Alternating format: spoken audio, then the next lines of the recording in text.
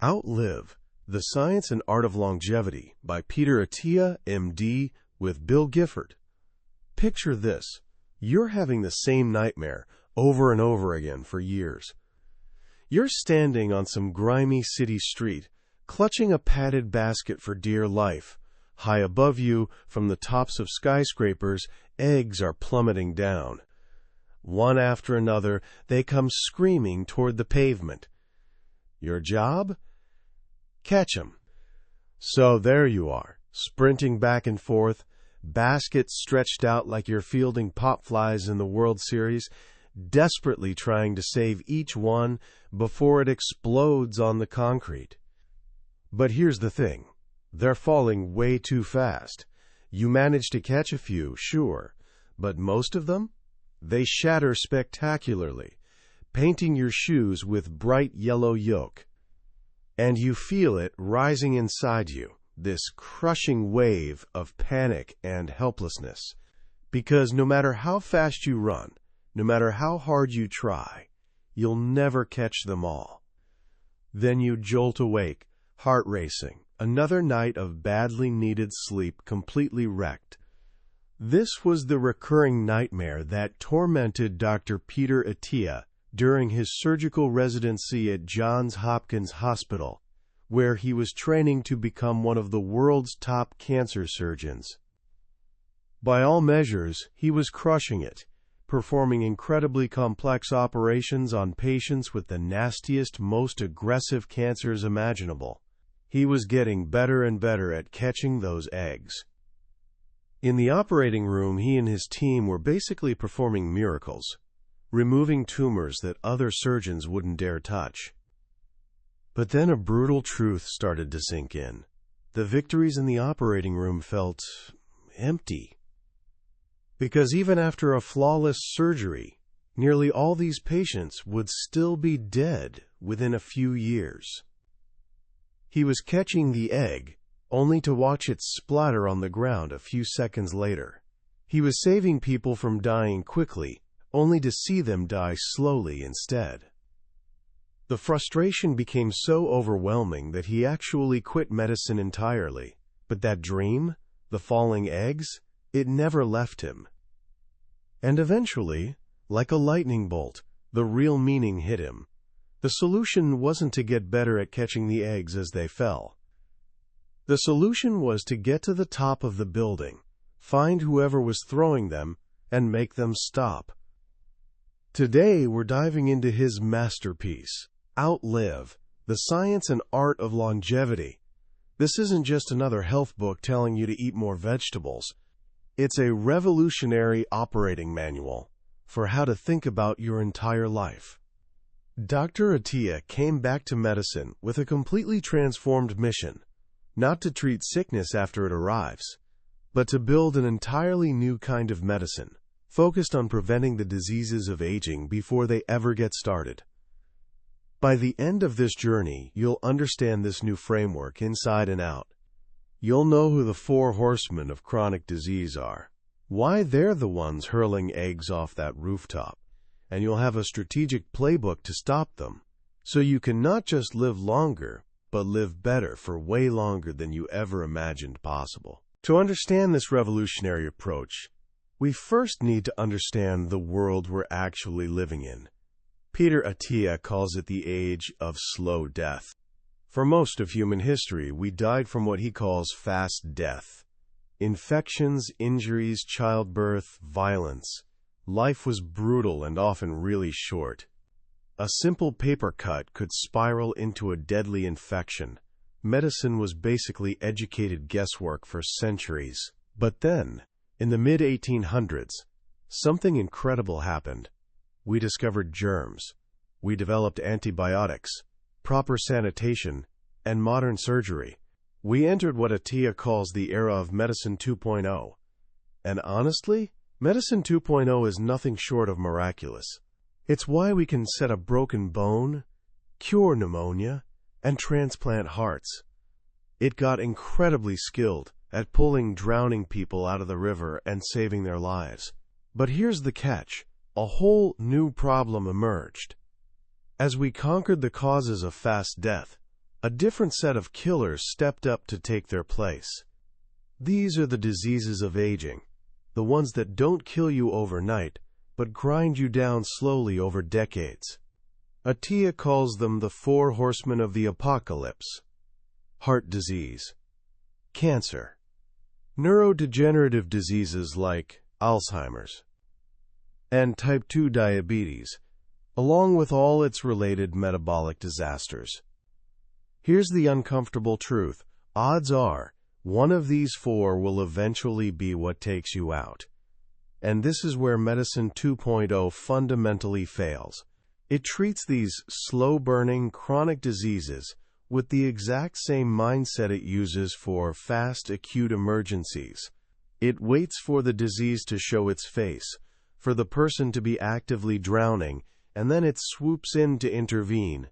It waits until the eggs are already mid-flight. By the time someone has a heart attack, the underlying disease has likely been building up in their arteries for 20 years. By the time a tumor shows up on a scan, it may have been quietly growing for a decade. By the time someone gets diagnosed with type 2 diabetes, their metabolic health has been circling the drain for ages. Medicine 2.0 arrives to the party way too late. Peter Attia realized this wasn't just an abstract professional problem. It was deeply, painfully personal. After walking away from medicine, he found himself at age 36 on a beach in Catalina, having just finished a punishing 21-mile ocean swim. He'd just accomplished this incredible feat of endurance. He was technically an athlete, but as he stood there catching his breath, his wife turned to him and said with all the love in the world, "Peter, I think you should work on being a little less not thin." It was like getting splashed with cold water. He was 50 pounds overweight. When he looked in the mirror, he saw a classic dad bod staring back. But the blood tests? Even worse. Despite exercising like a maniac, he'd become insulin resistant, which is basically the first stop on the train to type 2 diabetes.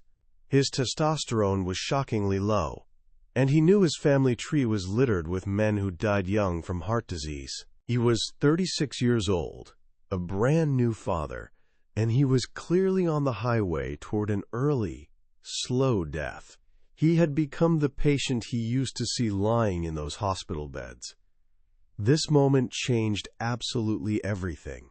He decided to turn his brilliant, obsessive mind toward solving one problem: how to get off that highway. He wasn't going to wait around for the eggs to start falling. He was going to climb to that rooftop himself. This is where Medicine 3.0 was born. Medicine 3.0 represents a radical shift in thinking. It's not about waiting for a diagnosis to come knock on your door. It's about proactive preventative medicine that starts right now, today, no matter what age you are. It has one crystal clear goal: to extend your health span, not just your lifespan. What's the difference? Lifespan is straightforward. It's how many years you're alive. Health span is how well you're actually living during those years. Think about the mythical Greek figure Tithonus. He was granted eternal life, but forgot to ask for eternal youth. So he lived forever, but his body just withered and decayed endlessly. He had an infinite lifespan, but a terrible, terrible health span.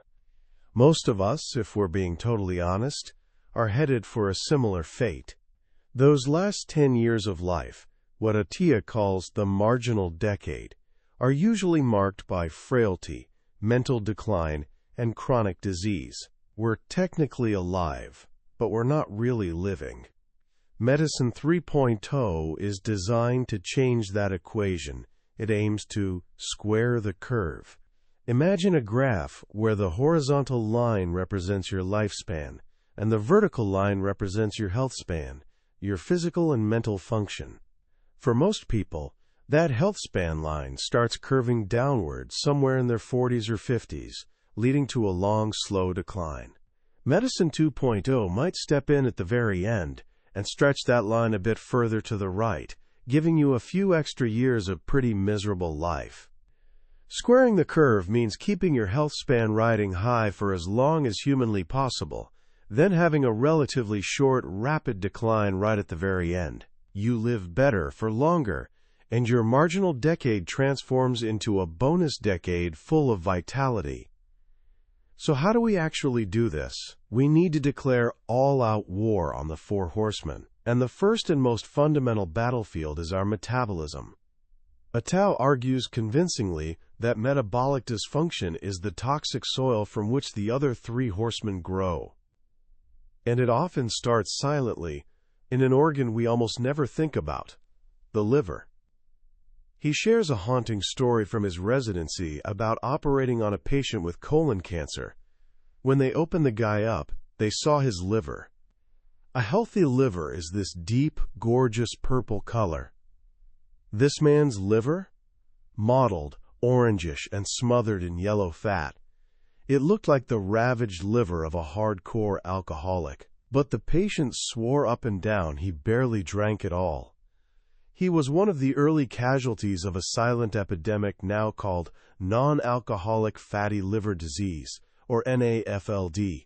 Today, more than 1 in 4 people on Earth has it. It's the physical signature of a body that's been completely overwhelmed with energy. Think of your body like a bathtub. The water streaming from the faucet represents the calories you eat. The drain is the energy you burn through activity. For most of our lives, especially if we're not super active, we're pouring way more water into that tub than is going down the drain. At first, no big deal. Our subcutaneous fat, the squishy fat under our skin, acts like the bathtub itself. It's actually the safest place to store that excess energy. But everyone's bathtub is a different size. Some people have a massive jacuzzi. Others have a tiny bucket. This is mostly determined by genetics. When your personal bathtub fills up completely, but that faucet just keeps running, the water has to go somewhere. It overflows. This fat spillover is where the real trouble kicks in. The excess energy, in the form of fat, starts piling up in places it absolutely shouldn't be. In your muscles, around your heart, in your pancreas, and especially in your liver. That's NAFLD right there. It also accumulates as visceral fat, the truly dangerous fat buried deep inside your abdomen, wrapped around your organs. This isn't just passive storage sitting there quietly. Visceral fat actively pumps out inflammatory chemicals that actively promote disease. One of the first casualties of this spillover is your muscle cells. Tiny fat droplets start disrupting the cellular machinery that's supposed to pull glucose from your blood. The cells become deaf to insulin's signal, the hormone that's supposed to usher glucose inside. This is literally the definition of insulin resistance. Your pancreas senses trouble and starts shouting louder, cranking out more and more insulin to try forcing that glucose into the resistant cells. For a while, this brute force approach actually works. Your blood sugar might still look perfectly normal on a standard test. But your insulin levels? Sky high. This state is called hyperinsulinemia, and it's the canary dying in the coal mine of metabolic disease. Eventually, your pancreas gets exhausted, and your cells become so resistant that blood sugar finally starts climbing. First, you slip into prediabetes. Then, full-blown type 2 diabetes hits. But as Attia hammers home, a diabetes diagnosis isn't the beginning of your problem. It's the final stage of a long destructive process that started years, maybe even decades, earlier with that very first bit of fat spillover.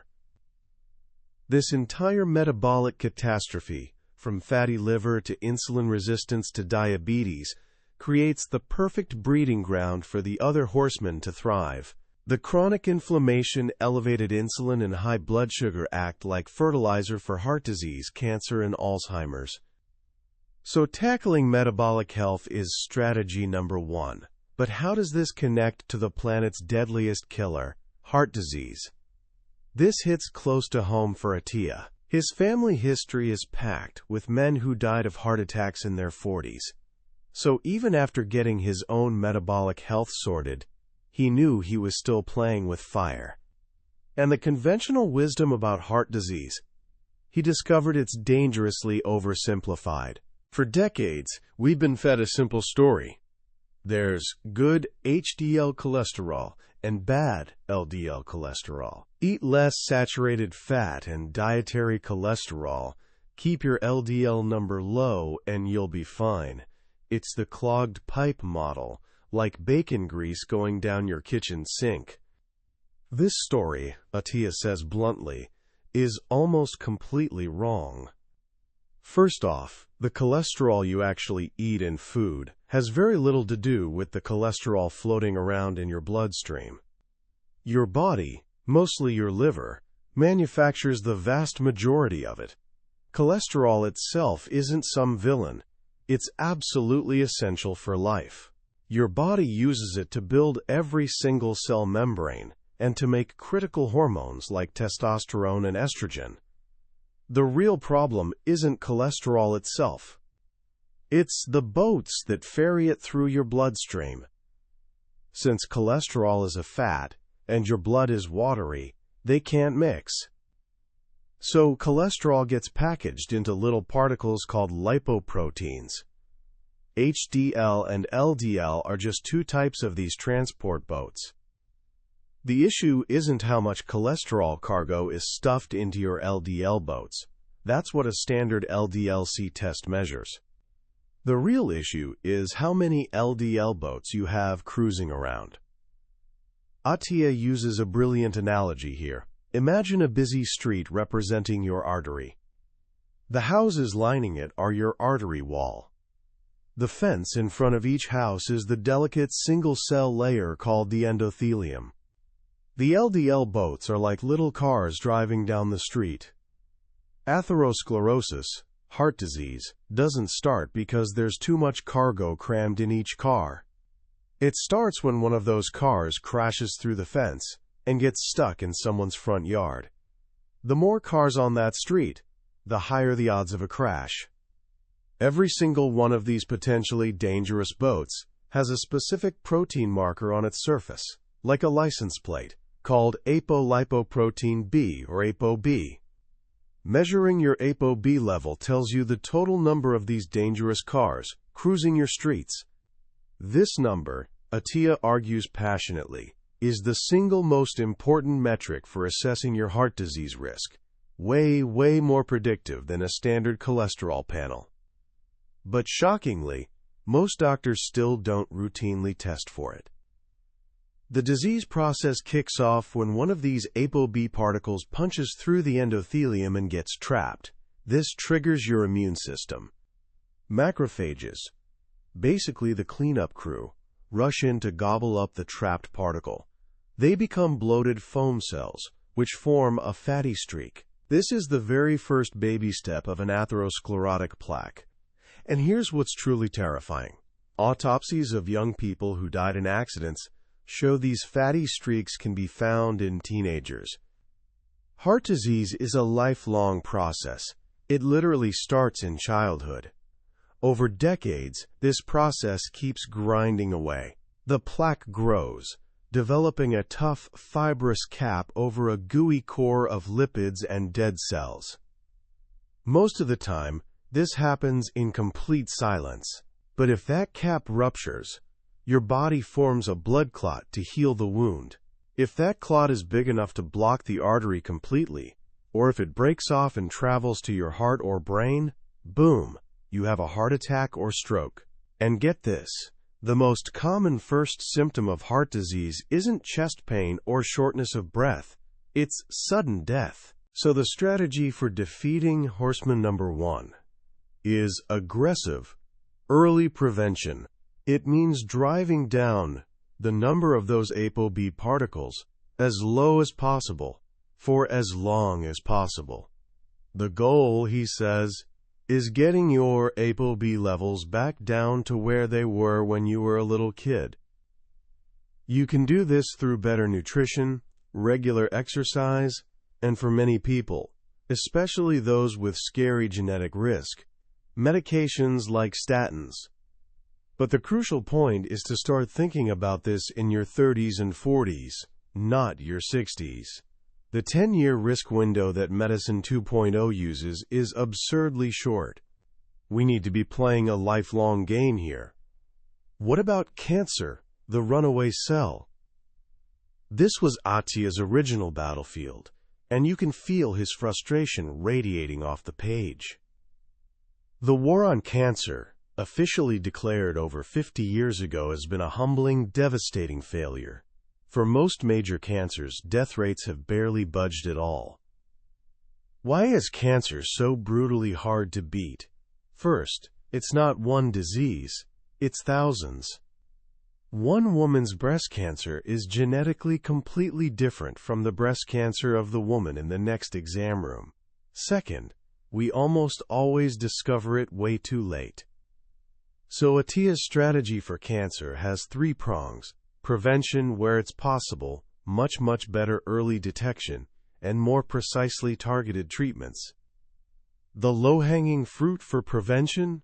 Right back where we started, metabolic health.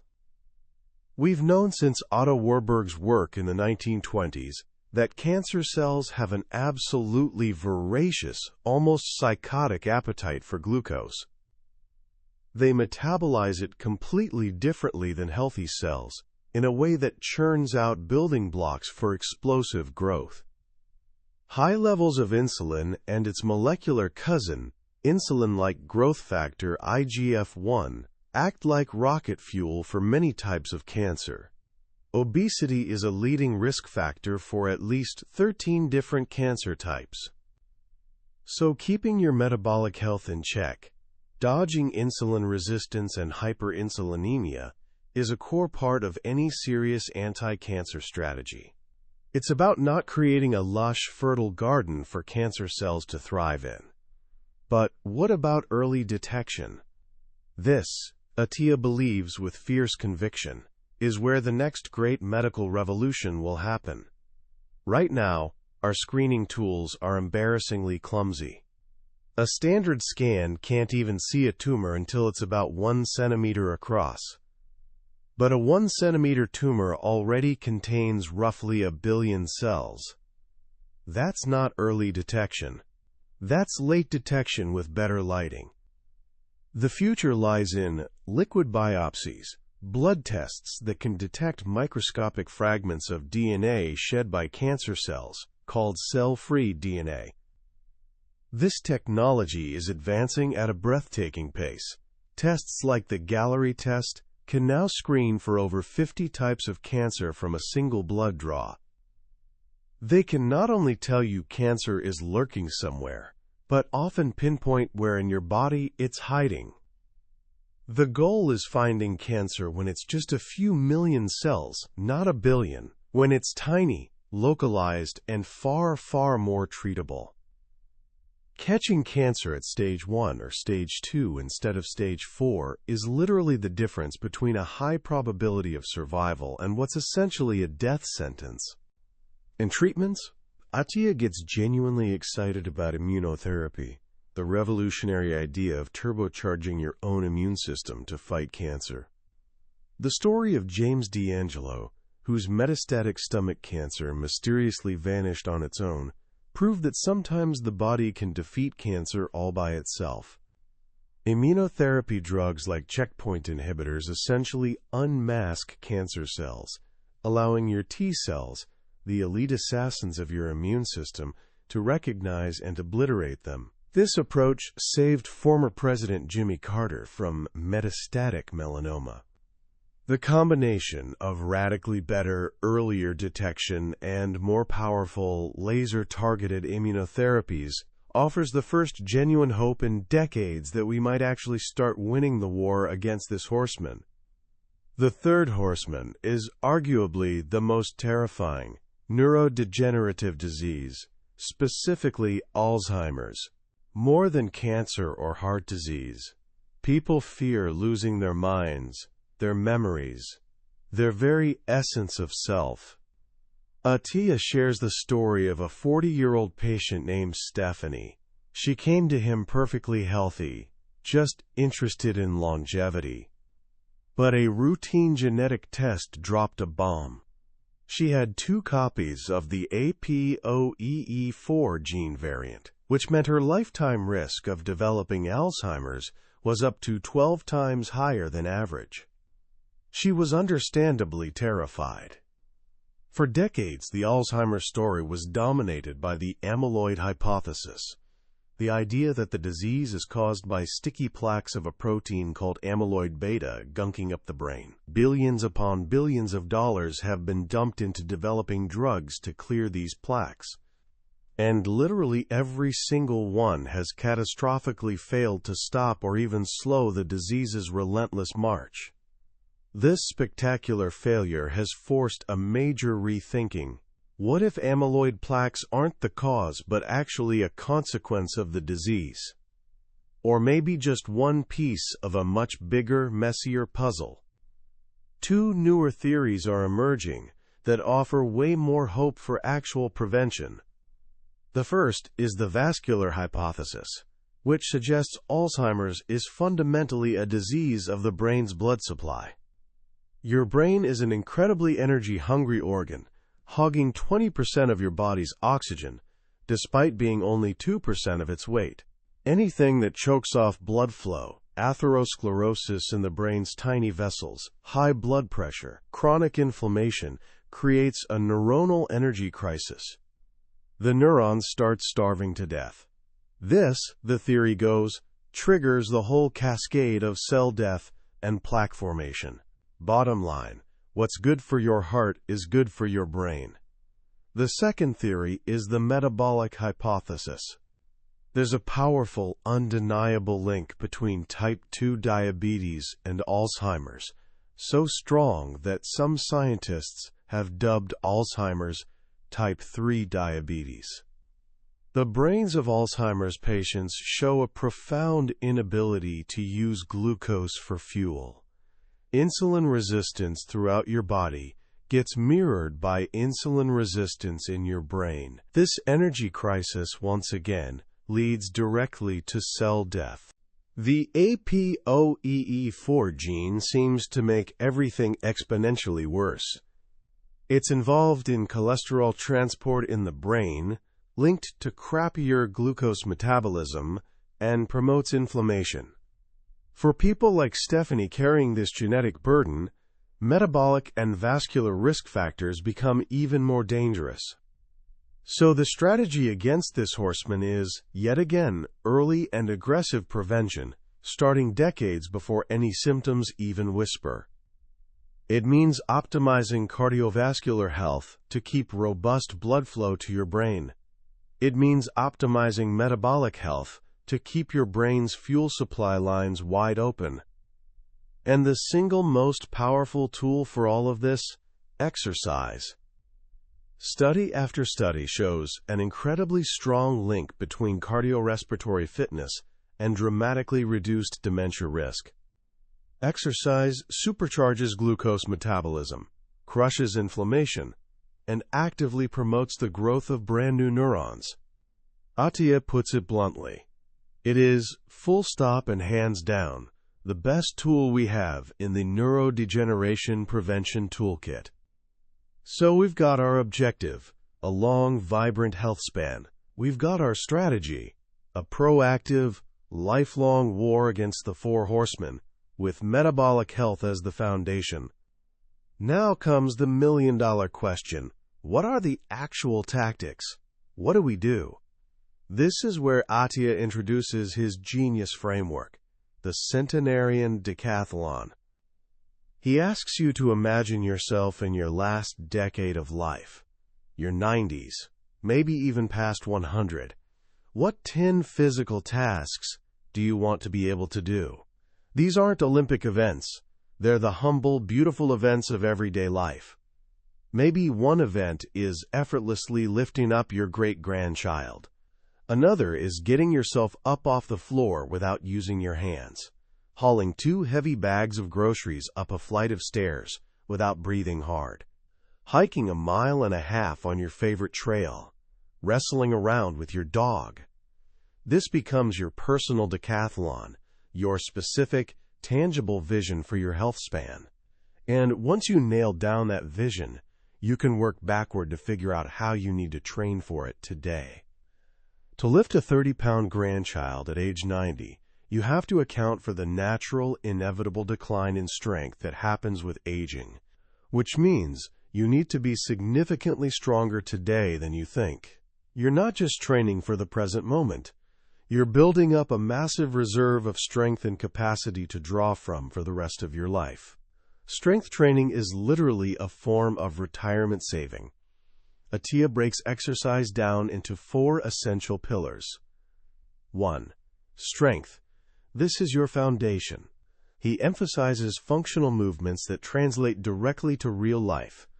Grip strength, so you can actually open a stubborn jar, pulling movements, and hip hinging patterns like deadlifts and squats, so you can get out of a chair with ease. 2. Stability. This is the tragically forgotten pillar. It's about neuromuscular control, training your brain and body to work together to transmit force safely and efficiently. It's about moving the way we did as babies, before years of slouching in chairs taught us terrible habits. This is the secret key to preventing the injuries that so often derail people as they age. 3. Aerobic Efficiency Zone 2. Training. This is low-intensity cardio. Think a brisk walk or easy jog where you can still hold a conversation comfortably. This type of training is absolutely the best for improving the health of your mitochondria, the tiny power plants inside your cells. Healthy mitochondria are crucial for metabolic flexibility, the ability to burn both fat and glucose for fuel seamlessly. Attia recommends 3 to 4 hours of Zone 2 work per week. 4. Peak aerobic fitness VO2 max. Training VO2 max measures your body's maximum capacity to use oxygen. It's one of the most powerful markers for longevity ever discovered. The data is jaw-dropping. Having an elite VO2 max for your age and sex is linked to a 5-fold lower risk of death compared to someone in the bottom quartile. You train this with short, brutal interval workouts, like 4 minutes at the highest pace you can sustain, followed by 4 minutes of recovery, repeated several times. This 4-pillar framework ensures you're not training for just one event, but for the entire decathlon of life. Next up, nutrition. Attia calls his approach Nutrition 3.0. It's not a diet. It's a personalized framework grounded in nutritional biochemistry. He deliberately avoids the religious wars of vegan versus keto versus carnivore. Instead, he focuses on 3 fundamental levers you can pull. 1. Caloric restriction (CR). How much you eat.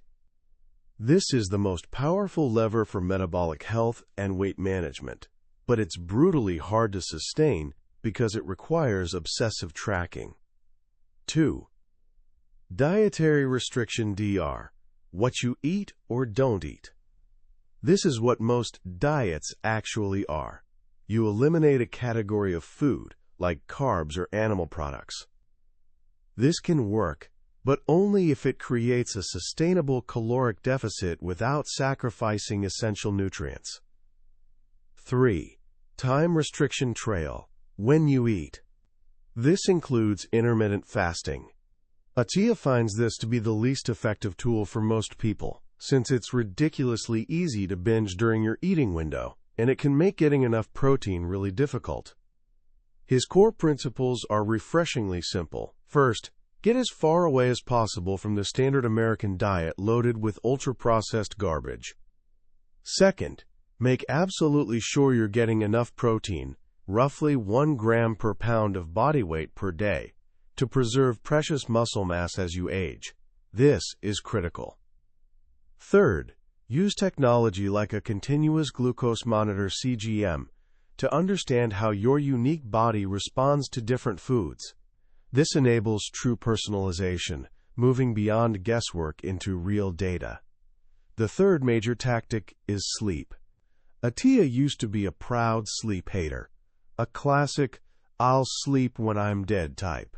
He tells a genuinely terrifying story of falling asleep at the wheel after a 60-hour shift and waking up 6 hours later in the middle of a park notorious as an open-air drug market, miraculously still alive. He now calls sleep the absolute best medicine for your brain. Poor sleep, even just for one night, wreaks absolute havoc on your metabolism, causing severe insulin resistance. It cripples your immune system, spikes your blood pressure, and scrambles the hormones that control hunger. Most importantly, deep sleep is when your brain literally cleans itself. A specialized system called the glymphatic system flushes out metabolic garbage, including amyloid beta. Chronic, crappy sleep is a powerful risk factor for Alzheimer's. The prescription is straightforward: 7.5 to 8.5 hours of high-quality sleep every single night. He offers a whole toolkit of strategies: keeping your room cool and dark, ditching screens before bed, avoiding alcohol, and getting bright morning sunlight to properly set your circadian rhythm. But as Attia's journey continued, he discovered there was one final, absolutely crucial piece of the longevity puzzle. And it was the one he'd been completely ignoring his entire life. He'd become a total master of his physical health. He'd hacked his diet, optimized his exercise, perfected his sleep. He was basically the picture of perfect health. But on the inside, he was utterly miserable. He was driven by this relentless, simmering anger. A perfectionist obsessed with achievement, but it was all fueled by deep-seated insecurity and self-loathing. His relationships were crumbling around him. He was emotionally disconnected from his wife and kids. He shares a heartbreaking story.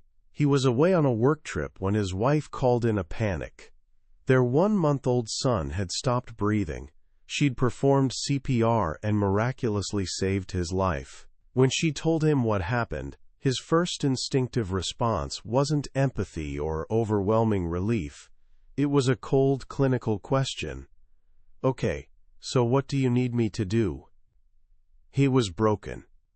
His journey into emotional health took him to 2 separate inpatient treatment centers, where he was finally forced to confront the true source of his pain: severe childhood trauma. He'd buried it for decades, adapting by building this massive fortress of achievement and rage around himself. But the fortress had become a prison.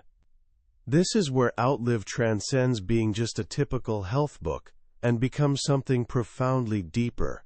Attia argues passionately that emotional health is actually the most important component of healthspan. Longevity is completely meaningless if you're miserable the whole time.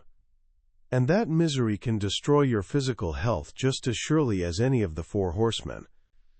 Through intense therapy, using frameworks like dialectical behavior therapy, DBT, he learned the essential tools to regulate his emotions, build genuine distress tolerance, and reframe his toxic, self-destructive thought patterns. He learned to distinguish between his resume virtues, the accomplishments he could list on his CV, and his eulogy virtues, the things people would actually say about him after he's gone. He realized with crushing clarity that he'd spent his entire life obsessively collecting the former, while completely neglecting the latter. His quest for longevity had been driven by fear of death, but through this painful transformative work, his entire perspective shifted. It was no longer about hacking biology to dodge an inevitable endpoint. It became about enriching the actual experience of being alive. Right now, today. It became about genuine connection, real purpose, and love. He was no longer just trying to outlive death. He was finally learning how to truly live. When you finish a book like Outlive, it's honestly hard to see the world the same way ever again. It's one of those rare works that doesn't just hand you information. It fundamentally rewires your relationship with your own life. The most powerful lesson, at least for me, is this radical shift in responsibility. Peter Attia's entire philosophy rests on moving from being a passive passenger in your own health journey to becoming the captain of the ship. Medicine 2.0, our current system, treats us exactly like passengers. We cruise through life, and when the ship inevitably smacks into an iceberg, a sudden heart attack, a shocking cancer diagnosis, we frantically call for help, and the medical system rushes in to desperately patch the holes. Medicine 3.0 says something completely different. You are the captain. It's your responsibility to study the maps, watch the radar constantly, spot those icebergs looming on the distant horizon, and steer a bold new course long before you're anywhere near danger. This is an incredibly empowering idea. It means we're not helpless victims of our genes or the aging process. Our longevity is way more malleable than we've been led to believe. The second profound insight is just how interconnected everything really is. In our hyper-specialized world, we tend to think of heart disease as a plumbing problem, cancer as a genetic dice roll, and Alzheimer's as some cruel cosmic mystery. Attia masterfully demonstrates how they're all deeply intertwined, often sprouting from the common root of metabolic dysfunction. And this realization is incredibly hopeful. It means the actions you take to improve your metabolic health, through smart exercise, better nutrition, and quality sleep, aren't just fighting one isolated disease. You're waging a coordinated, multi-front war against all four horsemen simultaneously. The same things you do to slash your diabetes risk also dramatically lower your risk of cancer and Alzheimer's. There's an incredible elegance and efficiency to this whole approach. So where do you actually start? It can feel genuinely overwhelming. But Attia's framework is deliberately designed to be built one brick at a time. Here are 3 simple, practical actions you can take literally today, inspired directly by the book. First, just start moving, but with a specific purpose. Go for a brisk, 45-minute walk. The intensity should be right at that sweet spot where you can still hold a conversation, but just barely. This is Zone 2. Don't obsess over heart rate monitors or fancy lactate meters yet. Just find that comfortable conversational pace. Congratulations! You've just taken your first real step toward building a healthier mitochondrial foundation. Second, do a simple thought experiment. Sit down somewhere quiet for 10 minutes and write out your own personal centenarian decathlon. What are the 10 physical things you want to be able to do with ease and pure joy when you're 90? Don't hold back or censor yourself. Be wildly ambitious. Do you want to travel freely?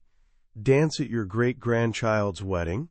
Carry your own luggage through the airport without help? This isn't just a fitness plan. It's a compelling vision for your future self. It gives all your efforts today a powerful, emotional why. Third, for the next week, simply observe your sleep. Don't try to fix anything yet. Just notice, when do you actually go to bed? When do you wake up? How do you genuinely feel in the morning? This simple act of observation, without any judgment, is the crucial first step toward understanding one of the most powerful levers you have for transforming your health. Outlive is way more than just a book. It's a manifesto. It's a rallying call to stop being passive recipients of whatever fate throws at us, and to become the active, intentional architects of our own future. It's a powerful reminder that the ultimate goal isn't just mechanically adding years to our life, but richly adding life to our years.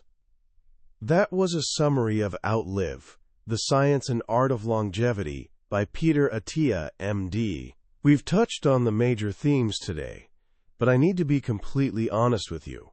A summary is like flipping through a glossy travel brochure for the Grand Canyon.